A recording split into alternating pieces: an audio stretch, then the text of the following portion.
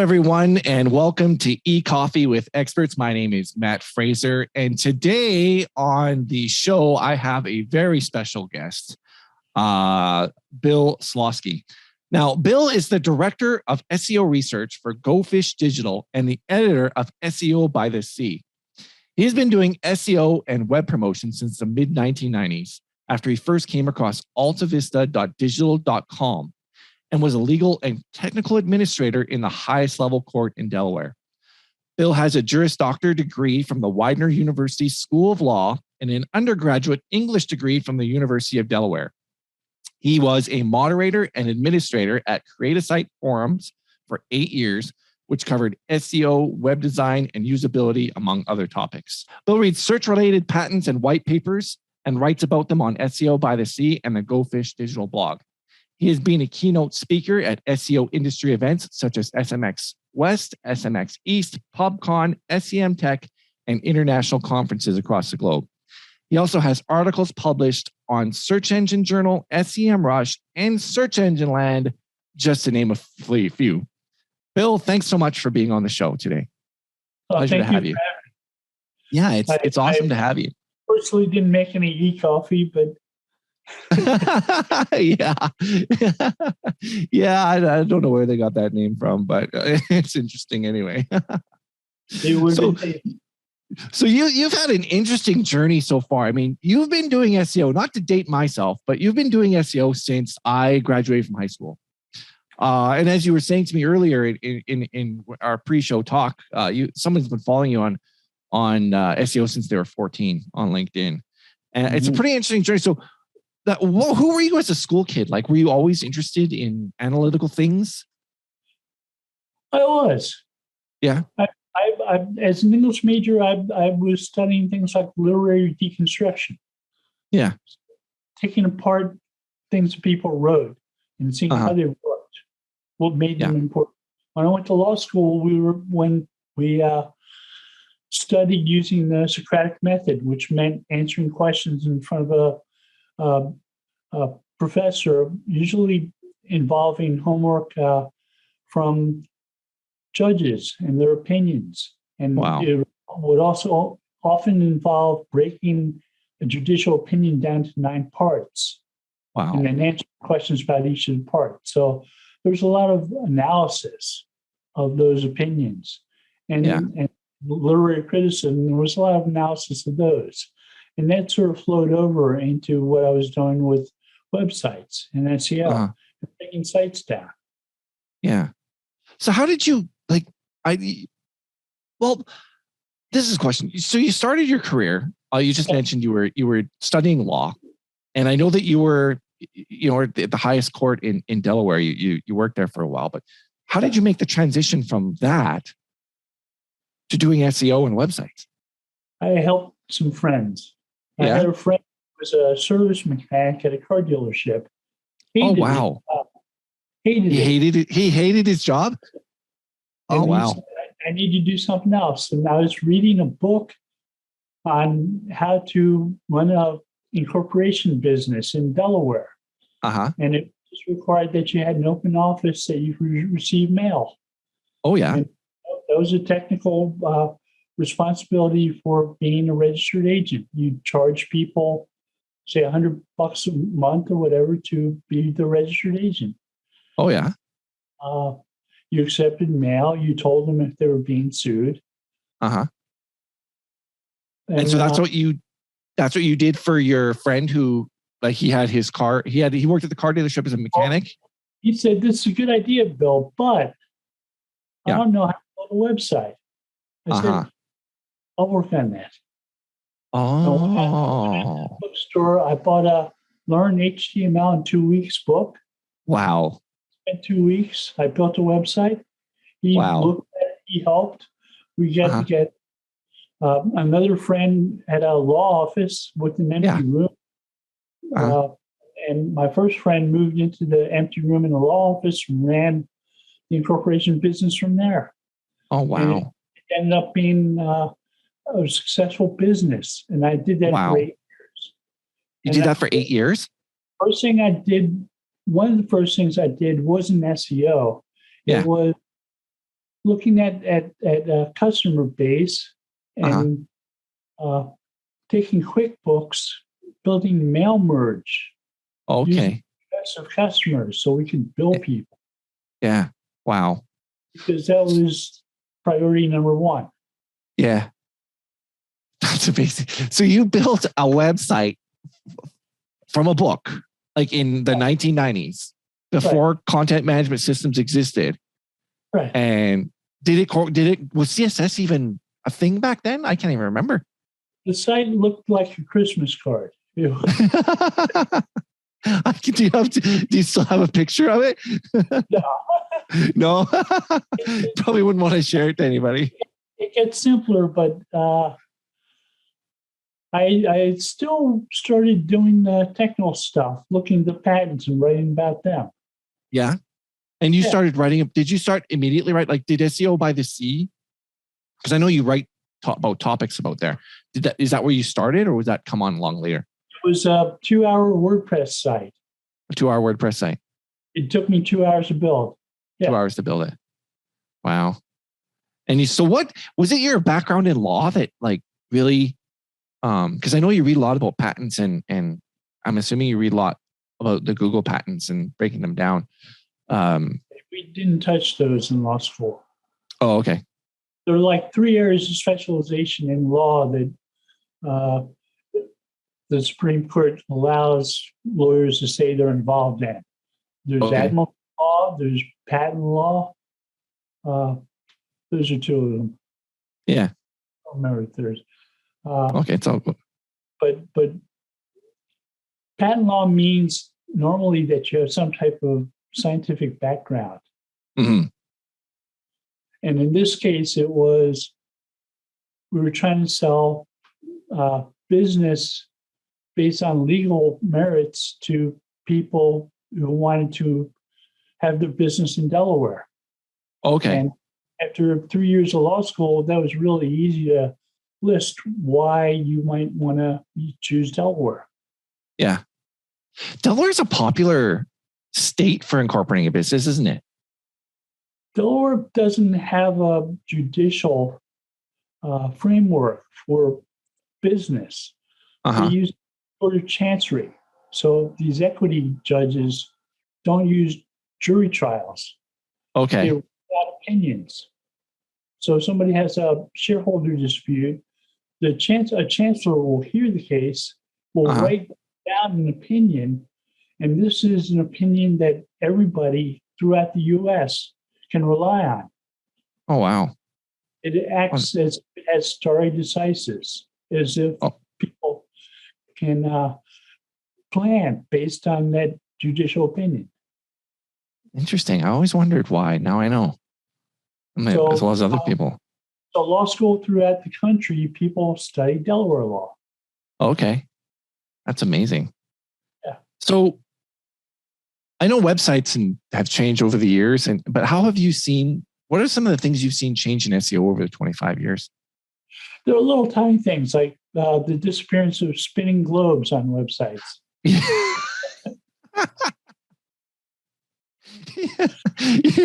I know. I used to design websites for people and I stopped doing it because people asked me to put things like that on their websites. There are little things that involve SEO that you may not notice right off. Yeah. Like, there are information retrieval methods behind them, like an inverted index. Okay. An inverted index means that the words in your query are words that probably show up in the document you're creating. Okay. So if you have a query that's 5 words long, all 5 words show up on that document. Yeah. The union of the words. And that's part of an inverted index. The search engine's tracking all those words, what they might be. Okay. Now, something like PageRank, they're also adding the strength of links to a page. Okay. Now, this is a little bit tricky. I know some of the tool makers struggle with this. Yeah. Correlation studies. But a link from a page like the homepage of the New York Times is worth 1,000 times a link from the homepage of a local newspaper. Yeah. It just carries that much more weight. Yeah. So if you can find the weight of the links to a page with the amount of words on the page from the inverted index, you get an idea of how much that page ranks. Yeah. And that's the idea behind SEO. Absolutely. Can you expand a little bit on the, like, give me an example of the inverted index? Okay, so you come up with a phrase like featured snippet. Okay. You would expect to see the words featured snippet on Yeah. a web page. Absolutely. As part of an inverted index. Okay. It's a list of words that might appear in a document. And Okay. Google got this huge index where it tracks all these words that might appear on documents. And they Okay. can be looked up. Okay. So they're yeah, exactly. So in other words, like, if just to be simplistic, if best California plumbers or best Chicago plumbers, that's the index they're keeping track of, and then you'd expect those pages to come up. Absolutely. And then how important is it then, like you mentioned, the New York Times website, how important is relevant links, backlinks, in regards to that query coming up and being served as the first position in the search engine results? Yeah, the New York Times is a popular website. It gets lots of traffic to it. It gets lots of links pointed to it. It gets cited a lot by lots of other papers. Oh, for sure. When it links to somebody, people say, oh, this got a link from the New York Times. Yeah. That's amazing. Yeah. Wow. So what do you think the future of SEO looks like? So for instance, how do you think, here's the question. How do you think do you think AI is going to, how the role that AI is going to play in search engine results and SEO and search engine marketing? We are seeing evolution. We're seeing in 2012, Google came out with what they call the knowledge graph. Yeah. Where they started identifying entities instead of keywords. And they said, okay, there's certain people, places, and things people search for. They want to find out more information about. They want to find facts related to those things. And we see that all the time. We get millions of searches a day. Yeah. We have an idea what's going on here. Yeah. So we get all these query logs where we know what types of things people are searching for, what types of questions, how they phrase things. Yeah. They've asked for certain types of things. We can answer these questions. Absolutely. We're no longer just matching the keywords in their queries with keywords on documents. Yeah. We're answering questions about entities that people ask. Yeah. So that's one of the major shifts that's happened, I guess, with the entities being a factor of search engine and making in your opinion, do you think that's made the search results more relevant and better for the end user? I think it's been going on a long time. People not necessarily paying attention. We see it in places like Yahoo, where people are asking questions about celebrities. Okay. For a long time. We see it in Google, where people are asking questions about businesses. Yeah, absolutely. I should have asked this question earlier, but to be doing what you've been doing for so long, you have to probably, in my opinion, you have a passion and a love for it. So what is it that you like about SEO so much? It's the same reason why I, at one point in time, was considering practicing law. It's information rich. It's questions are solved by answers with their information filled. Yeah. And I guess maybe the fact that it's dynamically always changing. Like there's always something to learn, I find. I mean, it's incredible. There are, to use the old statement from The Wizard of Oz, ignore the man behind the curtain. He means nothing. Yeah, exactly. Well, the man behind the curtain does know a lot. Yeah, absolutely. What are some SEO myths you're tired of hearing about? There are a load of them. Yeah. One that I've been seeing a lot lately has to do with an old technology called latent semantic indexing, which is from 1988. Yeah, latent semantic indexing. It was patented by Bell Labs. We used to drive past it, the labs in New Jersey all the time. It was developed for small static databases. Yeah. There's a patent related to it. The patent is an example of a database made out of 8 books. Yeah. And the patent says every time you want to update this index, you need to start from the beginning. Every time you add something new to the index, you need to start over again and re-index it. Yeah. Does not work for the web. Okay. The web changes too quickly. People add comments, people delete stuff, people add new pages. Yeah. They create stuff to put on it. It's not small, it's not static. Yeah. Yeah. So that's one of them. So chances are Google's released papers saying we don't use latent semantic indexing. Yeah. We use something that's called probabilistic latent semantic indexing for advertisement. What is that again? Probabilistic latent semantic indexing, which means it's a statistical approach. Okay. It doesn't just encompass that small static database. It's bigger than that. It's bigger than that and more complex than that. Yeah. Wow.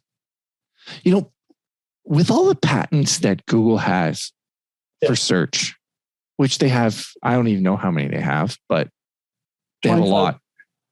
How many? 2,500. They're not all search, but they're from Google. They're assigned to Google. Yeah. How will, do you think, and their search results, everybody uses Google, with that many patents that they have and holdings of that to produce a relevant search result, is there any chance of anybody ever catching up to them and taking away market share, in your opinion? The idea behind a patent is supposed to be to exclude other people from using your intellectual property. Yeah. So one of the issues with that is sometimes Google will patent something and you'll see something similar come out from Bing and then something very similar come out from Yahoo. Uh-huh. Not exactly the same. The words are different. They're run a little bit differently, but they do very similar things. Okay. Now, this means that Google probably has a head start on the other two because they've developed more stuff. In the past few years, Google's taken away some of the search engineer talent from the other two sources. Yeah. Interesting. Is there any way to test and see if a Google patent is actually at play in the Google algorithm? That came from one of my contacts on Facebook.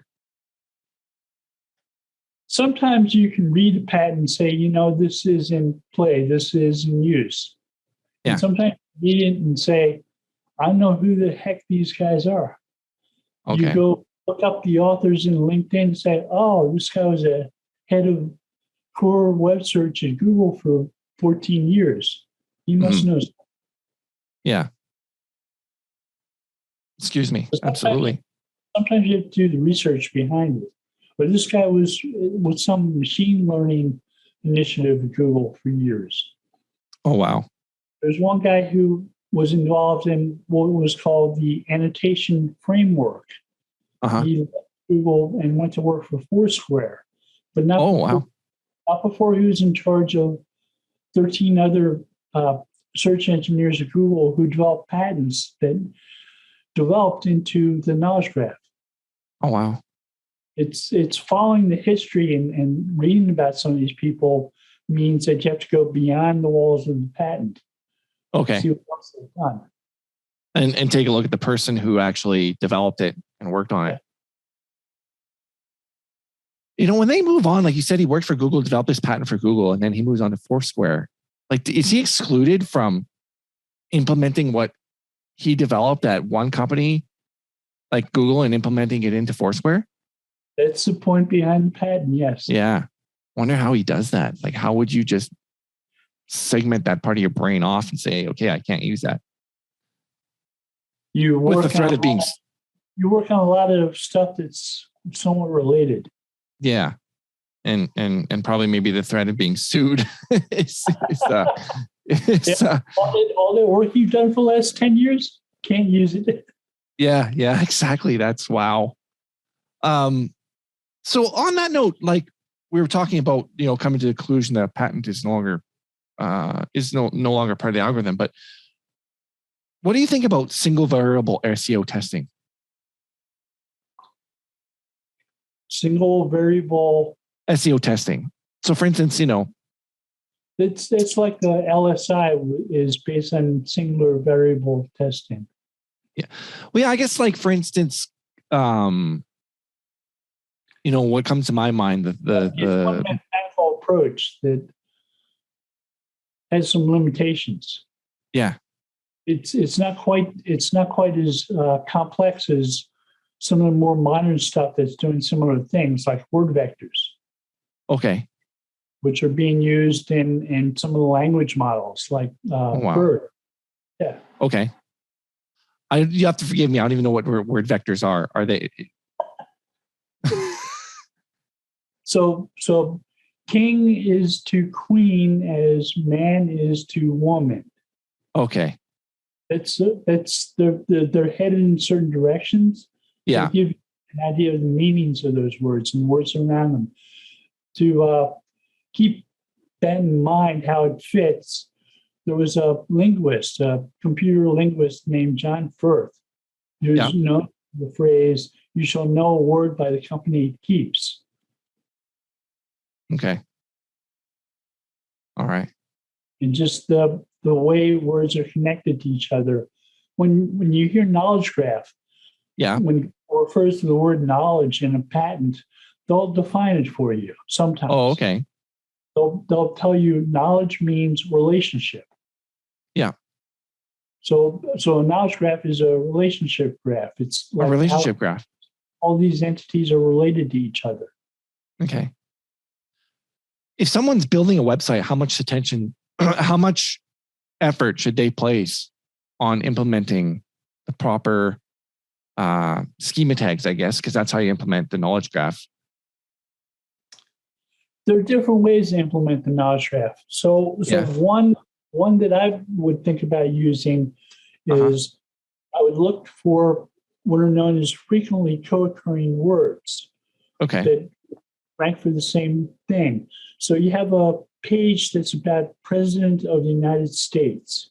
Yeah. It's going to have certain complete and meaningful phrases on it, such as Oval Office or Secretary of State or so on, that if you look at them all together, you say, oh, that's probably a page about the President of the United States. Yeah. That's the semantic topic model that's appropriate for it. Yeah, absolutely. So from your experience then, what are some of the most important factors for improving Google search rankings besides the knowledge graph? So there's one, if we go all the way back to one of the original ones from Google, it was actually Stanford's patent. It was assigned to Stanford. Okay. Lawrence Page developed it. It was PageRank. Okay. PageRank was just a way of better sorting pages. Okay. Ones they thought were higher rank. And it worked a certain way. It followed something that Page called the random surfer model. And one of his employees, Jeff Dean, who's worked a lot of stuff dealing with how Google crawls pages, updated it and turned it into something called the reasonable surfer model. And the reasonable surfer model. And the reasonable surfer model was finding a link on a page and asking yourself, what is the probability that somebody might click on this link to go to another page. The higher the probability, the more PageRank it'll pass. Yeah. So does that only include like links from like off-page links from other pages to your site? That includes both external links from other sites and internal links from your own site. Okay. And it's basically, go ahead.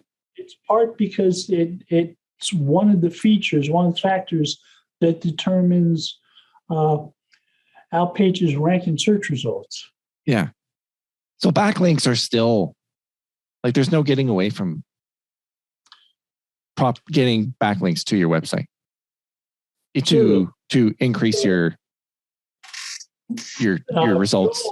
Google's been saying in patents that some links are losing value. Okay.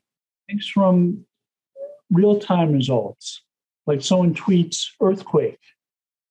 Chances are there's an earthquake. Yeah. Chances are that nobody's had time to link to that tweet that says earthquake. Yeah. That makes so much sense. Our news story, something that's like a brand new news story. The Empire State Building catches on fire. Yeah. If it catches on fire, it's burning regardless of whether or not somebody links to it or not. Yeah. Interesting. So therefore, the different sources of link citations, or the link sources is a link on Twitter that someone talks about earthquake. That's not. I mean, that's nothing. That's not really gonna. So trying to build. I was in Virginia. Earthquake hit 60 miles south of me. A can of beans rolls off one of my shelves, hits the kitchen floor. I knew. Oh, wow. It sounded like somebody ran across. I had a tin roof. It sounded like somebody ran across it. No links. Yeah. It was definitely an earthquake. Yeah. I was stupid enough to drive 60 miles south and drive through the town, drive past the sign that says nuclear power facility. Oh. So ask myself, why am I here? Yeah. Absolutely. So what are some ways that people can, acquire backlinks? Like based on, there's lots of people say lots of different things, but from your experience, like someone starts to build backlinks, like they look at their competitors and see what backlinks they have and go after those and replicate what they're doing. Do they, other ways that can be done based on your experience? Okay, it's not a cheat. Yeah. To say you start with a new client, you ask to talk to people who work for the client. Oh. You ask to talk to the salespeople. You ask to talk to the customer service people. Those are the people who have contact with customers on a daily basis. Absolutely. So you can ask, what questions are people asking? What are they curious? We get a lot of the agency I work with. It has a good number of people at this point in time. Yeah. It does what are known as creative linking campaigns or creative content campaigns. Okay. We ask questions like that. We worked with a limo dealership, and the limo drivers told us where people were getting engaged in the DC area. So we created an interactive map people could go to, click on, get photographs of those places where people were getting engaged. This was all proprietary information from a limo driver. Absolutely. It was stuff people were curious about. We get lots of visits. We get lots of people who linked to the site, who talked about the site. We've had campaigns like this, not necessarily that one, where people from radio stations or TV stations talked about them. Wow. Yeah. So you're building like obviously stellar content. That's such a great idea by doing investigation into talking to the stakeholders, the people involved, and people are just going to link to it, which obviously makes sense. No, it did. We worked with a jeweler. And one of my coworkers visits Reddit a lot.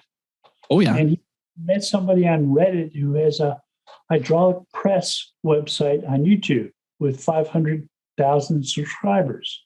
Oh, wow. He talked the guy into taking one of these diamonds from the jewelers and crushing it with his hydraulic press.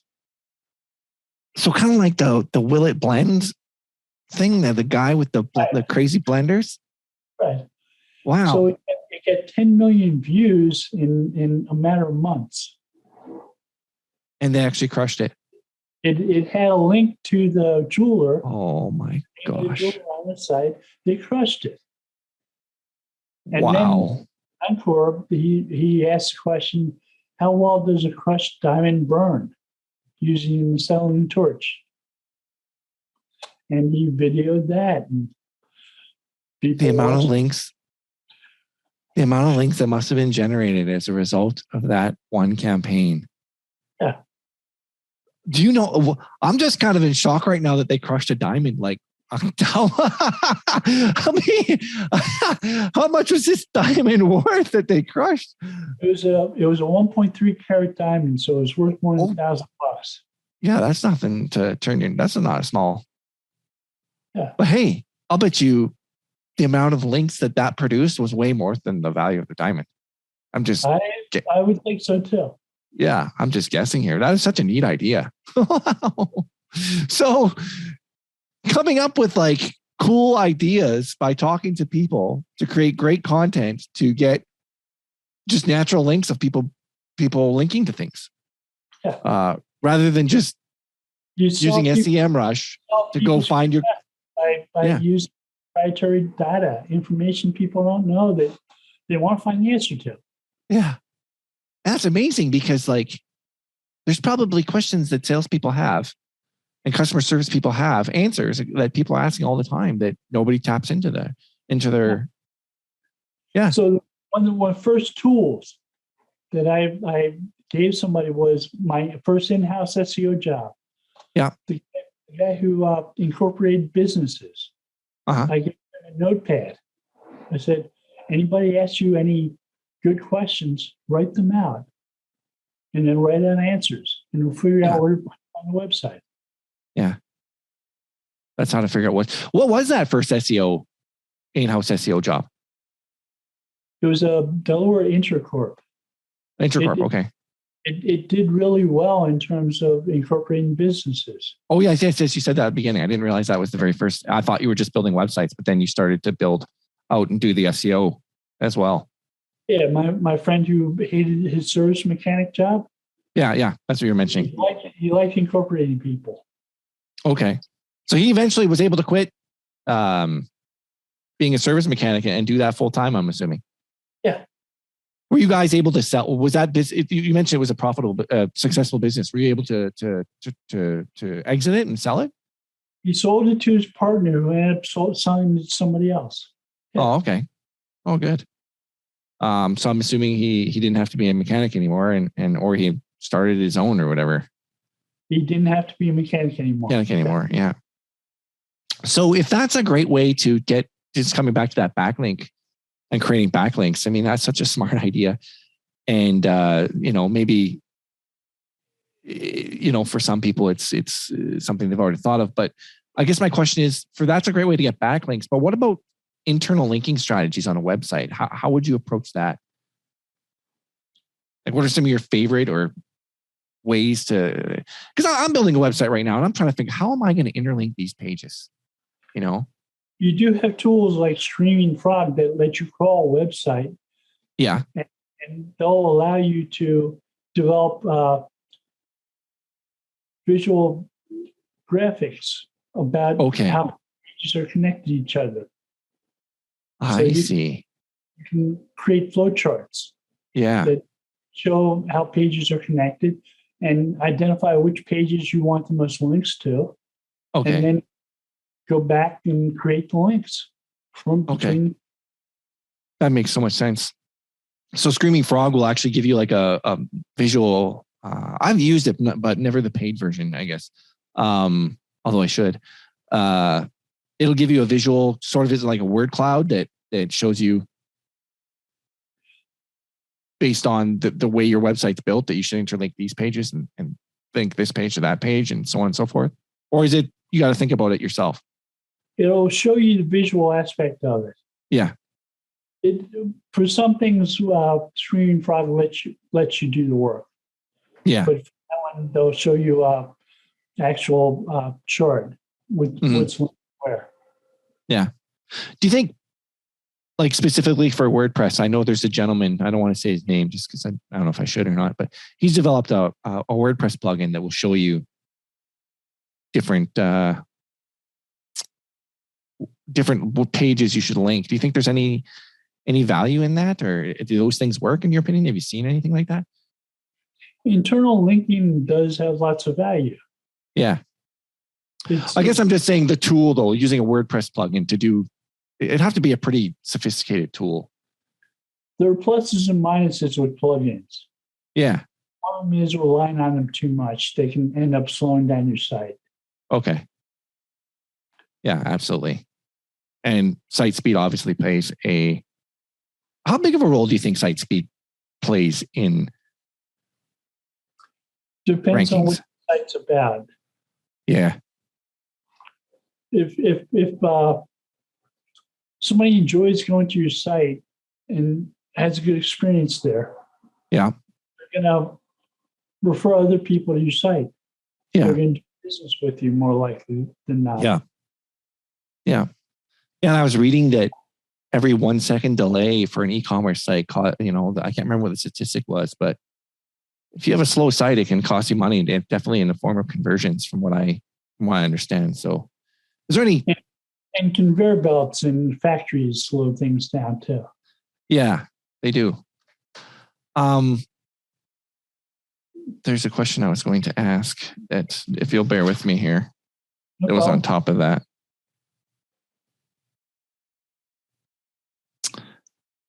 The interlinking tools. So what are some I think you already answered this question, so I'm not going to ask that one. Okay. So what's the best way to crawl a site as Google to see if Google is recognizing links on the web pages from your experience? Something like Screaming Frog, you can set it up so that it is emulating Googlebot, which is yeah. Yeah. Oh, wow. Yeah, because someone asked that question from Facebook about, what's the best way to do that, and Screaming Frog is. Before Screaming Frog, there was an older tool I used to use called Xenu Link Sleuth. It helps you identify broken links in pages too. Oh yeah. It will identify architectural problems with the website. Sometimes you have problems such as spider traps. Okay. Where it just disappears. It gets duplicated even though they shouldn't be. Yeah. So it gets stuck. Yeah. And so Screaming Frog is it? Oh man, I'm gonna get in it. Beyond that, and it's worth trying. Yeah. Absolutely. I've been aware of the tool. I've just never coughed up the dinero to. But now I'm going to be taking a second look. That's for sure. Dollars, yeah. Yeah, because it ain't that much money, to be frank. Like per year, it's not. Based on how many users they have. Right, it's close to 200 pounds. Yeah. I have no idea how much that was in the US. I have a disadvantage because, our listeners maybe know I'm from Canada. So we have a 30% loss on everything we buy. It costs 30% more. But anyway, that's... my birthday happened one year that just came out. I said, yeah, that's my birthday present to myself. Your birthday present. All right, on. Hey, do you think... So here's a question that's very interesting. I think so anyway. You're talking about backlinks and a backlink from the New York Times being a great link. Yeah. Do you think that there's a diminishing value in the number of links that goes up from a website? So for instance, is the first link from the New York Times back to a website worth more than the second link and the third link and the fourth link and the fifth link? Do they diminish in value the more links you get from a source site, or is it all the same? Sort of covering a couple of things there, but those links are definitely part of the value that Google looks at when it sorts pages and ranks them. However, chances are Google has diminished the amount of weight that carries. Okay. So a link doesn't necessarily have the same amount of weight that it did 10 years ago. Okay. Yeah, that makes sense. Remember what I was saying about the real-time results and news results. Not every link backlink anymore. Not every link. Yeah. Links from, exactly. Interesting. What do you think? Like, you've worked for various different, I'm assuming, you worked for create a site forums.com for a long time, and you worked in different capacities. What do you think qualities are what qualities are required in order to be effective as an SEO if someone is wanting to get into an SEO role? People from Google have produced documents where they're talking about high quality sites. And one of the questions that they have associated with that is, would somebody come to your website and use a credit card on it? Would they feel safe? And that's if they would feel safe using a credit card on your site, it's a higher quality site. Yeah. No, I get it. But I guess the characteristics of someone who wanted to join Go Fish Digital, which is where you work for, like what qualities and characteristics do you look for in those people to be successful in the role of doing SEO? Like analytical being one of them. Okay, so often we look for a scale of things that an employee would search for an employee in their workers, like a college degree that shows that they've accomplished something. Oh, okay. Some type of history. When I'm recommending to people that they study certain things to become SEOs, one of them is build a hobby site, maybe one that's not necessarily mission critical, but you can learn from. You can put Google Search Console on it and Google Analytics. You have an idea of how it works within the framework of the web.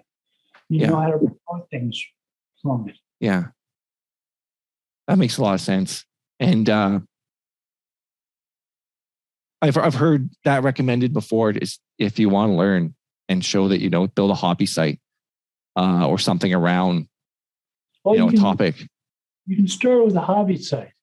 Yeah. And work on something more serious. Yeah, exactly. Showing that you can build a hobby site is a plus. Absolutely. So do you think that being able to build websites is being able to build websites a skill set that SEO should have, or at least knowing the way the architecture of them is done? There are lots of moving parts. It doesn't hurt. No, it doesn't, does it? It's amazing. SEO is obviously based on websites, and things have become so complex. How many people do you think does it take to actually get that website to the point where it's ready for the market? Like off the top of my head, I can think of 6 different skill sets. But in your opinion, like, I've seen sites successfully developed by one person. Oh wow! I work with a company that has around 70 right now. Yeah, because for one person to do everything, because you think about, you have copywriting, you have on-page SEO, you have design, you have information architecture that you have to consider, the optimization in sense of speed. I mean, the various skill sets that are involved, and they always say like, you should just focus on one thing to become good at one thing, rather than being a generalist at everything. I can't remember what the phrase is, master of none or whatever. So it's interesting to me that all of the skills that it takes to do a site and to pull it off is quite significant. That's why I'm recommending people build hobby sites to start Yeah. with. Yeah. They're usually sites that people are interested enough in so that they'll do everything. Yeah. Rather than just trying to build something that's, I don't know, with no purpose or passion behind it. Right. Yeah. Okay, that's awesome. How do you recommend doing site audits? Like, what's your process behind that?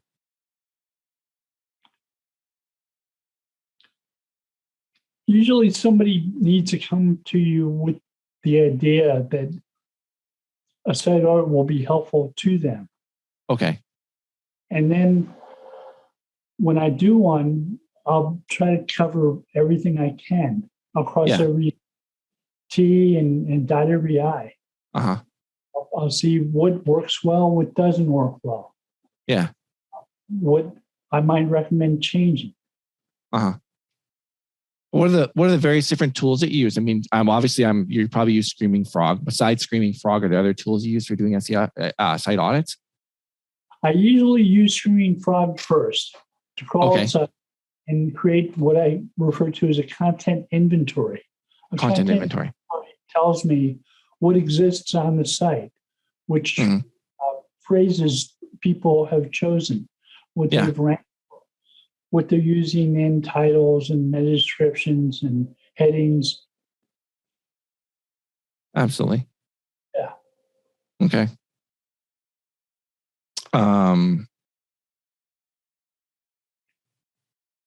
Where do you think Google is going with their product review updates?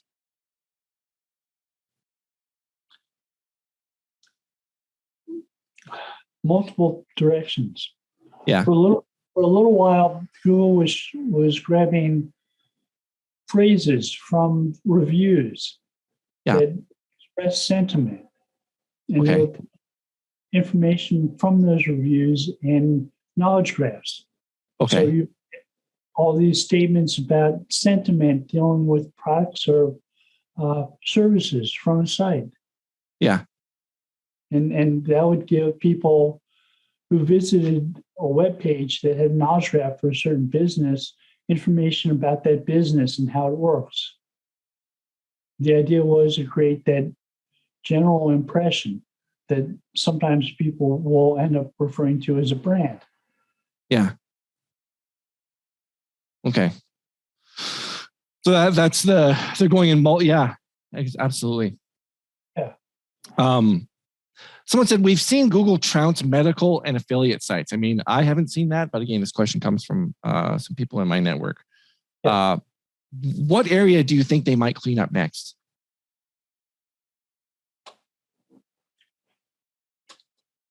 It's a part of transformation again. It's like when Google's updating stuff like medical sites, they're using a slightly different classification approach. Okay. So there's at least one patent from Google that's referred to as website representation vectors website. Okay. Which uses neural networks to classify the language on a web page to give people an idea of who the speakers are. Uh-huh. If it's a medical website, was it created by doctors? Was it created by students at medical school? Was it created? They have an idea of who the answerers are, who the people who create a site, which questions they should probably be answering. So absolutely. They get a good sense of which search results should come from which pages, from which sites. Yeah, based on who wrote it. So the author source plays a role in that. And that to some degree is speculation. We don't know. Oh, okay. But it seems like that's probably what's going on. Yeah. So I'm assuming this person was asking this question because there was, Google was trouncing and there's maybe medical sites that weren't as high a quality or authenticity. But are there other niches or industries you think they're going to clean up next and go after? There's some medical sites that are written by people who are more popular scientists. Yeah. Okay. Like show off the benefit of walking through the beach barefoot as a medical response. Yeah. Maybe isn't the best way to cure things like heart disease. Yeah. No. People have websites that do things like that. Oh, wow. Is there a time when you did a site recovery that you can tell me about, like a favorite site recovery story? I can hit one really quick. Sure. Okay. So we had a site that was having problems appearing in top stories in Google searches. Mm-hmm. And I had looked at the website and noticed that in the alt tags, a lot of the entities being referred to in those pictures were being mentioned twice. So Google had keyword stuffing. Get rid of one of the mentions of the entities for each of those. They got rid of them and started appearing in those top stories again. Wow. So if I hear you correctly, if I could just repeat that, they were using the same keywords in the alt tags for the images? They were stuffing the keywords, right. So they weren't varying their wow. Doing that seems so like 1990s. Like you had a picture of Matt Damon. You say, "This is Matt Damon. Hi, Matt Damon." Yeah. It's alt text. No reason to name him twice. No. So they were inserting the word twice. Right. Well, were they doing that for the same? Were they doing that over and over again for the same images, or were they just inserting the word twice per alt tag? Every day was Christmas. Yeah. Wow. So the lesson to learn is only use one alt tag per image, and different words for every image should have a different alt tag. Right. You name an entity once, and that should be enough. Yeah. Hey, what is the importance of, like, I see people build websites. Yeah. I have a diploma in web design. Not that I think it's worth. I put it this way: I learned more from a $500 course. I have a law degree. No website. Yeah. So, I guess I forgot my question. Oh, darn it. I lost my train of thought. I'm sorry. We were talking about the alt tags. Oh, images. Like, is the importance of naming images with keywords, is that, because I see people just use general terms for images. And I'm like, why did you name this image homepage banner 5 and not? It's diminishing. So when Google analyzes videos. Yeah. And they've got a video of a movie with the car scene in it. It's like Fast and the Furious. Yeah. They know there's a car chase. Nowhere on the video page does it say there's a car chase. No. Google knows there's a car chase in a movie clip about the Fast and the Furious. Oh, wow. They go through the audio, the video, they analyze it, they find the car chase, someone searches for it, they get to see the car chase. Oh, wow. Just from the audio that they know. That is incredible. Just from the image analysis, right. Wow. So therefore, there's a diminishing value in naming your images with some kind of keyword in them. Like I was saying, Google's getting smarter using neural networks and things like that to classify pages. They have a better idea of what's going on.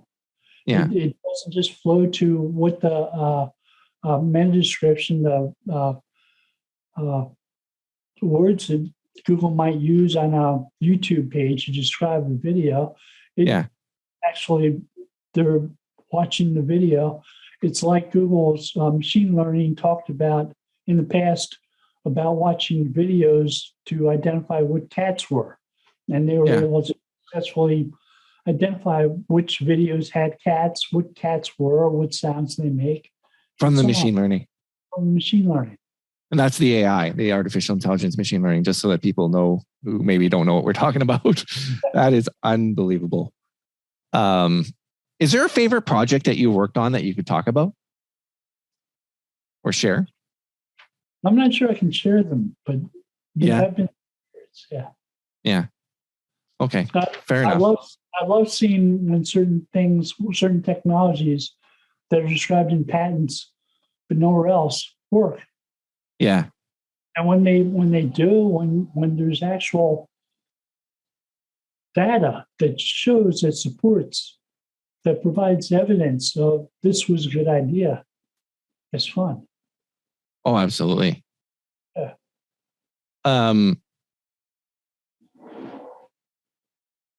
We touched on entities in the knowledge graph. And if I could come back to this, and again, all this is, in your opinion, I'm just saying, how much of a factor does EAT, like expertise, authority, trust, that whole thing play? So there are people in the role of search. There are people who complain that there's no actual EAT score. Yeah, there are people who say that. EAT as a concept is something that's related to search results, and having doing well with EAT means that you're probably meeting those little algorithms that result in showing off expertise, authority, and trust. Yeah. But you're not getting some flatline EAT score that tells you, oh, you've met EAT today. Congratulations. Yeah. The thing is those algorithms exist. They don't go. Okay. When your website shows that there are experts behind it, yeah, all the experts behind it. Yeah. So how can that play in normal everyday websites? Like, for instance, I mean, North America is mainly made up of, well, at least the States, there's so many small businesses, small business owners. What are some of the ways that, like, for instance, a plumber or an HVAC company could implement EAT into the build of their website? So when I was doing solo SEO for clients, one of the things I would give people was a guide, the Stanford Web Credibility Guidelines, which is one page and it's 10 items. And it's things that you can add to your website that show that there's actual EAT or credibility website. So show that there's a real organization behind your website. You figure out how to put information about your business on your website. Show that there's expertise in the people who run the website. So you show degrees and you talk about things that you've done, experiences, and so on. You show these. That could be on. You don't just tell people, when you show me states, show me that you've done this before. Show me the website exists, that it does these types of things. So you're showing off EAT, but you're not calling it EAT. You're showing off that you've met these algorithms that Google's come up with in older patents that show they know how to do these things, that show that you know how to do these things. Wow. And what was that document called again? The Stanford Credibility Guidelines. Guidelines. I've been giving it to clients since it came out around 2004. Wow. So I've been giving it to them for years, long before there was an EAT, long before there was a evaluators guide from Google. The funny thing is, they're both from Stanford. Yeah. That's amazing. So does Stanford own patents that are involved in Google? What I mean by that is, like, at the University of Alberta, where I live, I know of a certain orthodontist who has developed a patent that makes people's teeth grow twice as fast, or their jaws move twice as fast. And he's trying to shorten the lifetime that it takes for an orthodontist to do corrective surgery and corrective work. And because it was developed at the University of Alberta, the university gets a royalty from every single sale this guy may ever do. And Lawrence Page and Sergey Brin were both students Yes. And they were working on the PhDs, and they got a project working with the professor who went on sabbatical to Japan for a year, but they ended up getting a trailer to work out of. Yeah. They're doing some electronic image stuff. And they started doing the work. They got the trailer, they filled it with pizzas. They said, we're not going to do this. We're going to work on the web. So they started working on the web instead.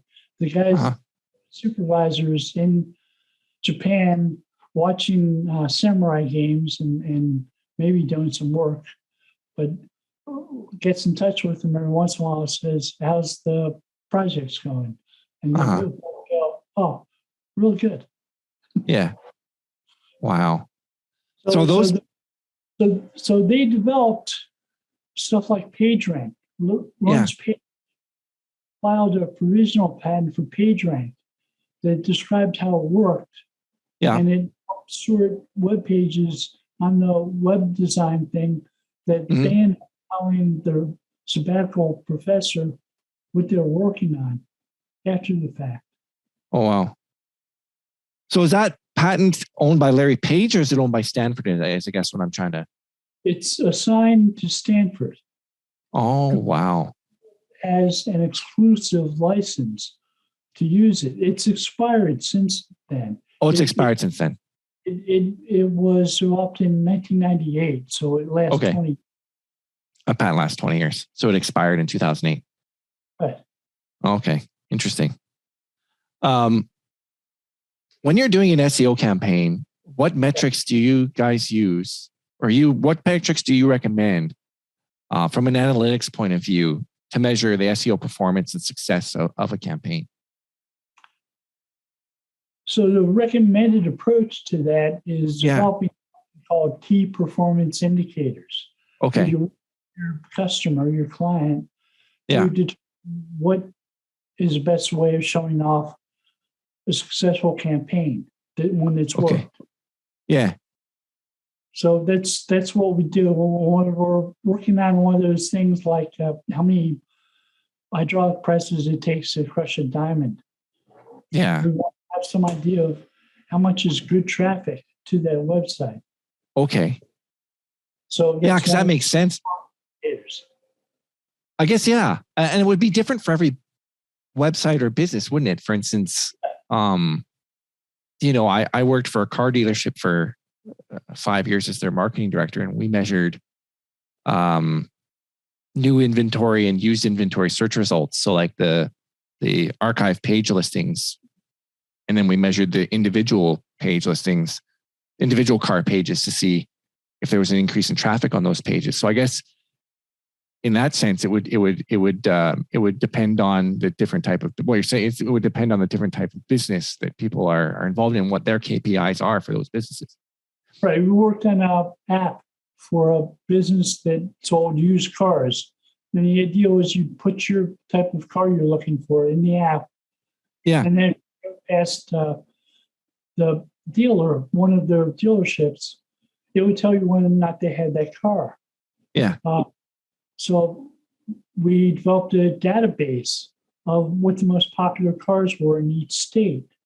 Oh, wow. And it did really well. It got like 300,000 views in a period of a couple months. Oh, wow. And that was one of our KPIs, getting lots of views. Is there a process you take that you recommend to take people through to figure out what those KPIs are? It varies. It involves a lot of conversation and so on, but yeah. Yeah, I figured as much. Do you think in your experience, can you name some, there's white hat and black hat SEO, and some people say gray hat. Are there any black hat techniques and strategies that in your opinion should absolutely be avoided? That whole black hat, white hat thing is old Western approach. Okay. Yeah, I agree with you. It's not necessarily something that I think about too much. The idea behind black hat was supposed to be use programs that scale really well.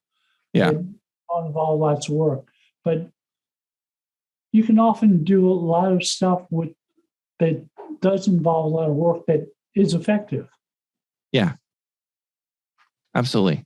So, frankly, those ideas you talked about talking to staff and coming up, people who are directly related to the client and coming up with those things, to create links. There's no black hat involved in that, and that's just a great way to create links. Mm-hmm. Can you tell me a little bit about the approach you take when developing an SEO strategy, just like high level? Some of it involves questioning, asking people, salespeople, and so on. One client we worked with was a chip manufacturer.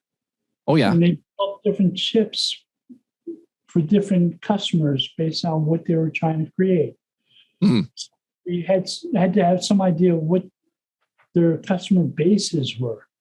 Yeah. So we helped them create case studies because they wanted to resell different ideas behind different chips and different manufacturers.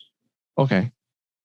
So we would develop case studies so that people could come along and say, this is our case study. This is the one that applies to us. It's the one nearest to us. Yeah. Wow. And that was a strategy in that the customers were sort of self-identifying. In order for, my apologies, in order for there to be content to be created. And in order for them to know what their potential client could do for them. Yeah, absolutely. This is an interesting question. How do you manage your health and fitness in a sedentary job role? So, like me, like you, I sit around a desk all the time. I've gained 40 pounds since I got married.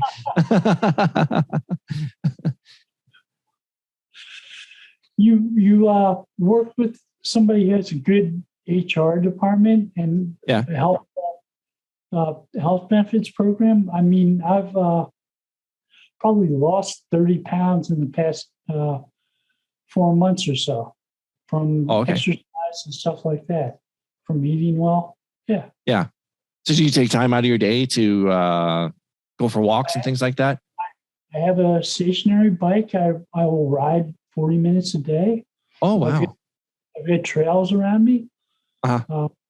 I'm in Southern California. It's always sunny here, and they're always take walks. Like one of my favorites is a nearby lagoon that's got like a 5-foot wide, 3-mile trail around it.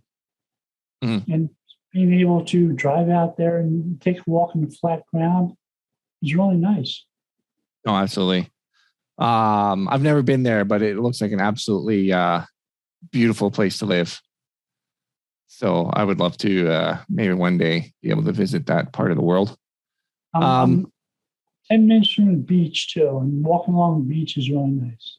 Oh, wow. That must be amazing to be able to do that. So, well, thank you for being on the show. I just have some questions to ask you. They're rapid fire questions that have come up. So the first one's coffee or tea? Depends on the day. Yeah. Okay. I like iced Fair enough. I like iced tea. I like warm coffee. Yeah. Right on. Yeah. Would you rather travel to the past or to the future? I like the areas of the past that I go to now. Yeah. When I go to the beach, I'll go to Coastal 101 along the coast in California here, because there are a lot of old diners and shops and things like that. Okay. It's fun. Yeah. Right on. A night out or a night in? I think I'm lazy. I like night in. Night in? Yeah, fair enough. Do you learn by watching or learn by doing? Now you're talking about learning styles. Yeah, I'm sorry. Sure. I think it varies depending on what I'm learning. Okay, fair enough. And do you have a bucket list? A lot of things I'd like to do, not necessarily call it a bucket list. Yeah. A lot of things you'd like to do still. Yeah. Fair enough. Hey, thank you so much for being with us today. I really appreciate it. It's been a pleasure and honestly an honor to have you here because I know just how big your profile is in the search engine industry. So it's just been awesome and pleasure to have you. I'm going to have to make myself a cup of Ecoffee. But yeah, it's fun. Thank you. Hey, right on. Thank you very much. You have a great day. You too. Thanks. Bye-bye.